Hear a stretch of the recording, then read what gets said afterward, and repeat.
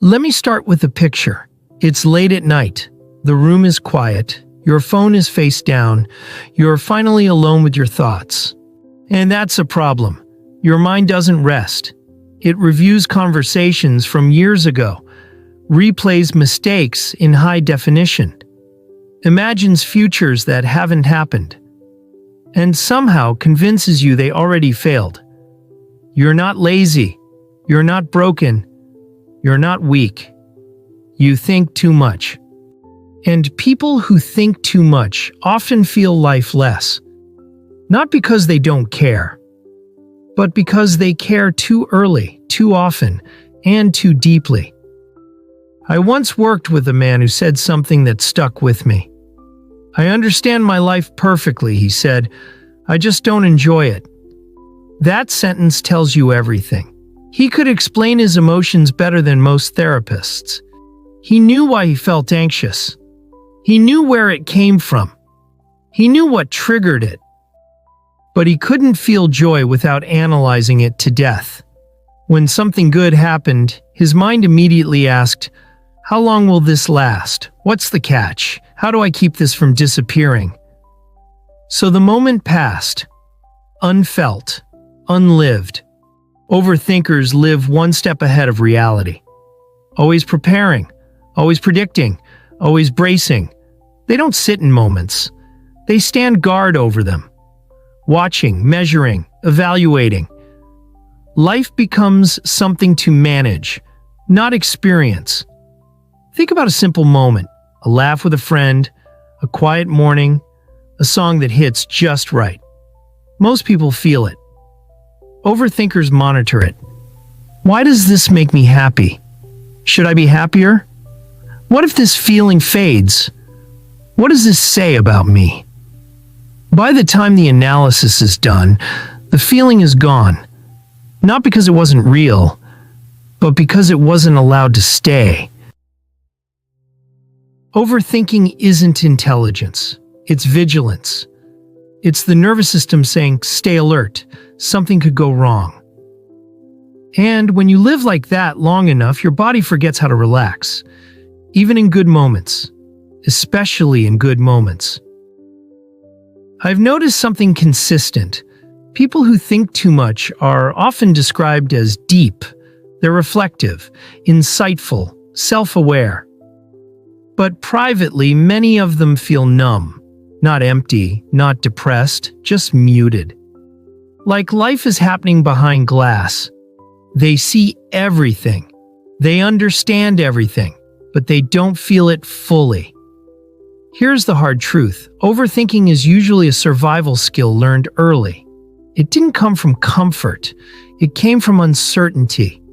When you grow up in environments where emotions were unpredictable, where approval was inconsistent, where mistakes were punished or remembered, you learn to think ahead, to scan, to anticipate, to calculate. Thinking becomes protection. Feeling becomes risk. So you chose thinking, because thinking feels safer than feeling. Feelings can hurt. Thinking feels controlled. But control has a cost, and the cost is presence. People who think too much often struggle with joy not because they don't deserve it, but because joy requires surrender. Joy asks you to stop watching yourself, to stop narrating, to stop preparing.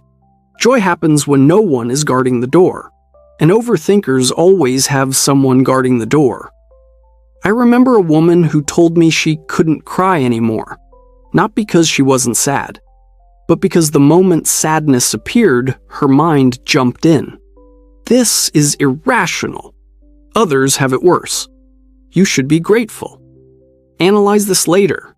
She didn't suppress her emotions. She explained them away, until nothing was left to feel. Overthinking doesn't erase emotion. It delays it, pushes it aside, breaks it into concepts, turns it into something manageable. But emotions don't disappear. They wait. They leak out as exhaustion, as irritability, as emptiness, as that strange feeling of being alive, but not touched by life. There's another pattern I see often. Overthinkers struggle most during quiet moments. When there's nothing to solve, nothing to plan, nothing to fix. Silence feels dangerous. So they fill it. With scrolling, with noise, with imaginary problems. Because stillness would mean feeling. And feeling without analysis feels exposed. People who think too much often confuse understanding with healing. They believe if they can just figure it out, the pain will stop. But understanding is mental. Healing is physical, emotional, somatic. You don't heal fear by explaining it. You heal it by surviving moments without controlling them. Let me say something gently. Your mind learned to work overtime to protect you. That doesn't make it the enemy. But it also doesn't make it the leader. A mind that never rests will eventually numb the heart. Not intentionally, not maliciously, just gradually. Overthinkers often ask, how do I stop thinking so much? That's the wrong question. You don't stop thinking. You stop obeying every thought. You stop treating thoughts like commands. There's a difference between thinking and being pulled by thinking, between reflection and rumination, between awareness and self-surveillance. Most overthinkers aren't curious. They're policing themselves, watching for mistakes, monitoring reactions, correcting emotions in real time. That's not insight, that's exhaustion. And exhaustion dulls feeling. Not because you don't care, but because your system can't afford to feel everything it thinks about. So, it shuts the volume down. Here's what most people don't tell overthinkers. Feeling more doesn't come from thinking better. It comes from tolerating uncertainty, from allowing moments to be unfinished, unexplained, unoptimized. It comes from letting a good moment be good without asking what it means. Think about children. They don't analyze joy. They don't archive it. They don't protect it. They feel it fully, then move on. Overthinkers forgot how to move on. They stay with moments too long in their heads, but not long enough in their bodies. If this is you, I want you to hear this clearly. You are not cold. You are not detached. You are not incapable of depth. You are overstimulated by your own awareness. And awareness without rest becomes numbness. Life is not meant to be fully processed while it's happening. Some moments are meant to be felt first, understood later, or never. The people who feel life most aren't the ones who think least. They're the ones who know when to stop thinking. They let moments pass through them instead of interrogating them.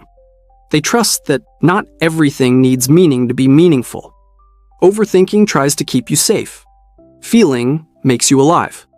And there is tension between safety and aliveness. You don't resolve that tension by choosing one forever. You learn to switch, to rest the mind, to trust the body, to allow sensation without commentary. Here's a simple experiment. The next time something good happens, don't describe it. Don't explain it, don't rate it, don't compare it. Just notice where it lands in your body. Stay there, even if it feels unfamiliar, even if it feels undeserved, even if your mind starts knocking. Let it knock. You don't have to answer. People who think too much often feel life less. Until they learn that presence is not passive. It's brave. It means letting go of control for a moment. It means choosing experience over prediction. It means trusting that you can survive feelings without managing them. You don't need to become less intelligent. You need to become more permissive. Permission to feel without permission to explain. Permission to rest without earning it. Permission to exist without commentary. Life isn't asking you to solve it. It's asking you to show up. Not perfectly, not efficiently, but honestly. And sometimes, honestly means feeling first and thinking later, or not at all.